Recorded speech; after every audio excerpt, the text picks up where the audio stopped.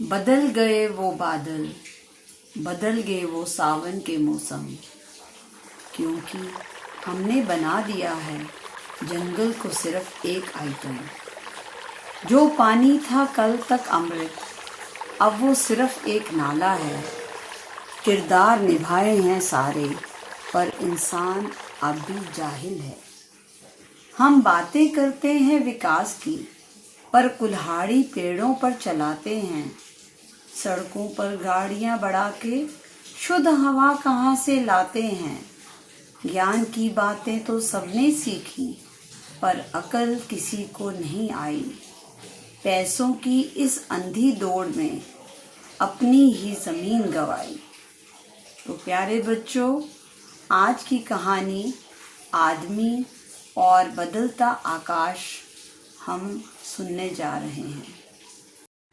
पहाड़ों से घिरे एक गांव में लोग हमेशा गर्व से कहते थे, हमारा गांव तो स्वर्ग जैसा है।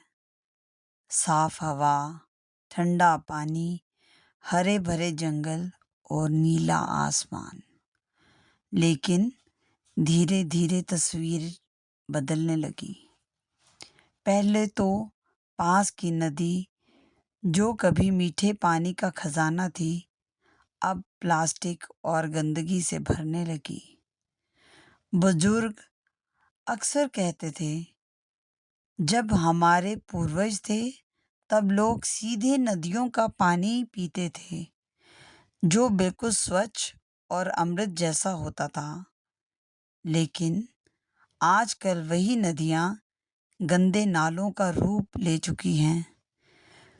लोगों के घरों का सारा कचरा, गंदगी और गंदा पानी सीधा नालों से होकर नदियों में गिर रहा है। जंगलों को काटकर वहाँ पक्के मकान और सड़कें बनने लगी। नतीजा ये हुआ कि गर्मियाँ लंबी और ज़्यादा तपती हुई आने लगी।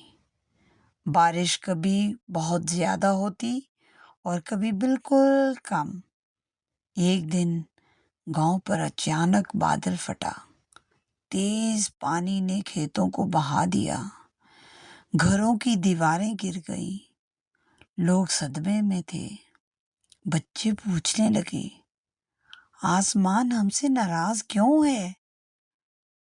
तभी गांव के एक बुजुर्ग रामलाल बोले, बच्चों, ये केवल आसमान की गलती नहीं है, यह हमारी भी गलती है। हमने पेड़ काटे, पानी बर्बाद किया, नदियों को गंदा किया और समझा कि प्रकृति सब सह लेगी। पर अब प्रकृति हमें आईना दिखा रही है। गांव का नौजवान अर्जुन ये सुनकर सोच में पड़ गया। उसने निश्चय किया कि बदलाव की शुरुआत खुद से करनी होगी। उसने लोगों को समझाना शुरू कर दिया, अगर हम पेड़ नहीं बचाएंगे तो मिट्टी बहेगी और बाढ़ आएगी। अगर हम पानी को बर्बाद करेंगे तो आने वाली पीढ़ियां प्यास से तरसेंगी। अगर हम प्रदूषण फैलाएंगे तो गर्मी और बढ़ेगी और मौसम बिगड़ता जाएगा। धीरे धीरे लोग जागरूक होने लगे। उन्होंने मिलकर पेड़ लगाने का अभियान शुरू किया। गांव में छोटे छोटे तालाब बनाए ताकि बारिश का पानी इकट्ठा हो सके। नदियों के किनारे सफाई की और प्लास्टिक का इस्तेमाल कम किया। बच्चों को स्कूल में ये सिखाया जाने लगा कि हर इंसान धरती का रक्षक है, मालिक नहीं। कुछ सालों के बाद गांव की तस्वीर बदल गई। जंगल फिर से हरे हुए, नदी साफ दिखने लगी, गर्मी थोड़ी कम महसूस हुई और बारिश संतुलित होने लगी। गांव के सरपंच ने सभा में कहा, आज हमने सीखा है कि जलवायु परिवर्तन का कारण केवल आसमान नहीं है, बल्कि हमारी अपनी गलतियां हैं। अगर इंसान अपनी आदतें सुधार ले तो धरती हमें फिर से जीवन दान देती है।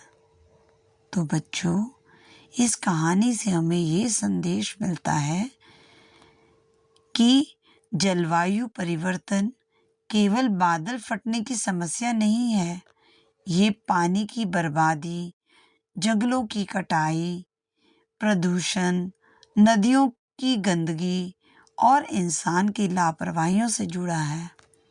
अगर हम सब मिलकर पेड़ लगाएंगे, पानी बचाएंगे, नदियों को साफ रखेंगे, प्रदूषण रोकेंगे और प्रकृति का सम्मान करेंगे, तो धरती फिर से हरी भरी और सुरक्षित बनेगी। धन्यवाद। आशा करती हूँ आपको ये कहानी बहुत अच्छी लगी होगी। आपका दिन मंगलमय हो।